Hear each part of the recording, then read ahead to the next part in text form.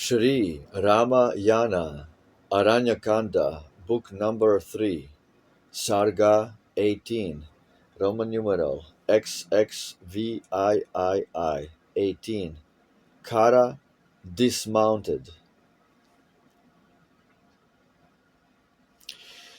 But when he turned his eye where bled both Trishiras and Dushan dead, fear o'er the giant's spirit came of Rama's might, which naught could tame. He saw his savage legions, those whose force no creature dared oppose. He saw the leader of his train, by Rama's single prowess slain.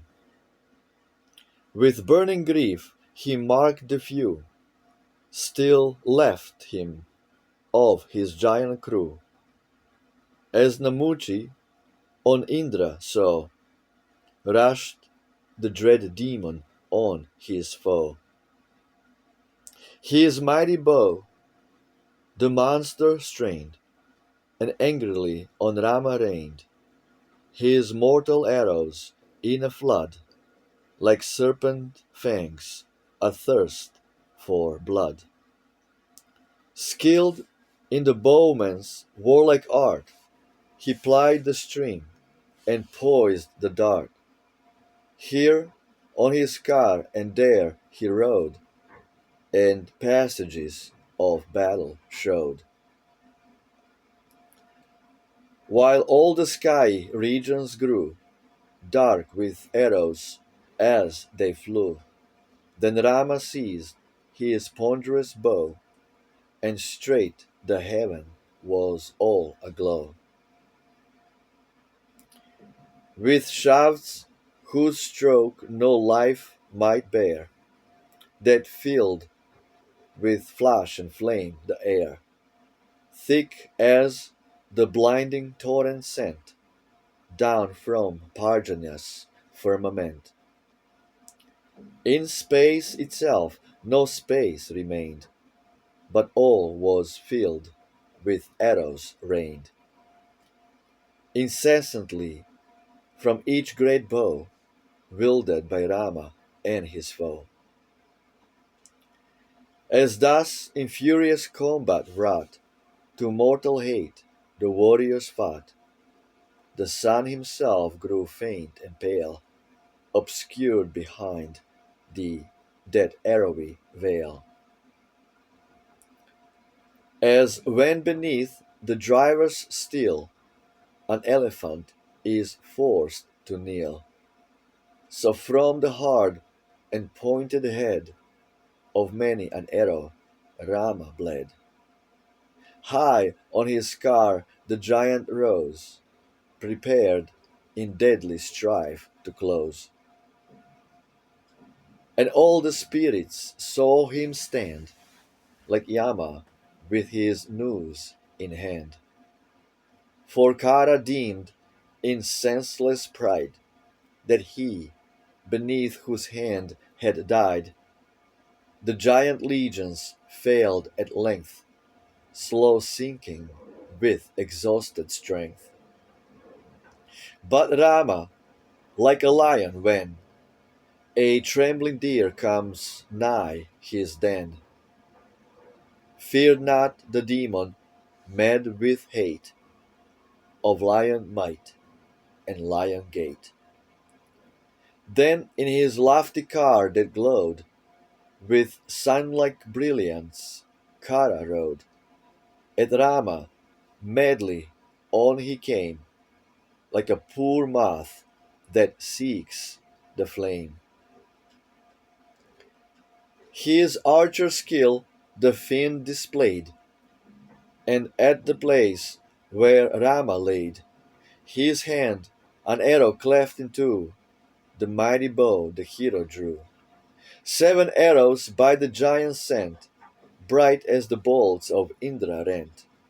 They way through mail and harness joints, and pierce him with their iron points. On Rama hero unsurpassed, 1,000 shafts smote thick and fast, while as each missile struck, rang out the giant's awful battle shout. His knotted arrows pierced and tore the sun-bright mail the hero wore, till band and buckle rent away, glittering on the ground it lay. Then pierced in shoulder, breast, and side, till every limb with blood was dyed. The chieftain, in majestic ire, shone glorious as the smokeless fire. Then loud and long the war cry rose of Rama, terror of his foes, as on the giant's death intent a ponderous bow he strung and bent. Lord Vishnu's own, of wondrous size, Agastya gave the heavenly prize. Then rushing on the demon foe, he raised on high that mighty bow, and with his well-wrought shafts whereon bright gold between the feathers shone, he struck the pennon, fluttering o'er the chariot, and it waved no more. The glorious flag, whose every fold was rich with blazonry and gold, fell as the sun himself by all the gods' decree might earthward fall. From wrathful KHARA's hand, whose art well knew each vulnerable part, 4 keenly piercing arrows flew, and blood in Rama's bosom drew. With every limb distained with gore, from deadly shafts which rent and tore, from KHARA's clanging bowstring shots,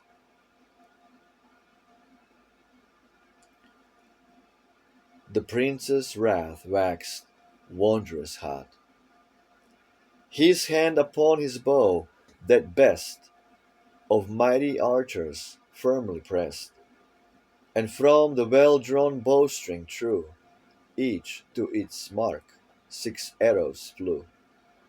One quivered in the giant's head, with 2 his brawny shoulders bled, 3 with the crescent heads they bore, deep in the breast a passage tore, 13 to which the stone had lent the keenest point were swiftly sent on the fierce giant, every one destructive, gleaming like the sun.